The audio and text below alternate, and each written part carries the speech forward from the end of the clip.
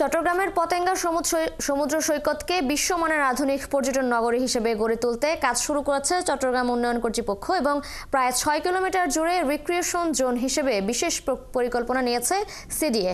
বৃহস্পতিবার বিকেলে পতেঙ্গা সমুদ্র সৈকত এলাকায় সৌন্দর্য বর্ধন ও আনুষঙ্গিক কাজের উদ্বোধন উপলক্ষে অনুষ্ঠানে কথা জানান চট্টগ্রাম সিটি কর্পোরেশনের মেয়র ও জেলা প্রশাসক।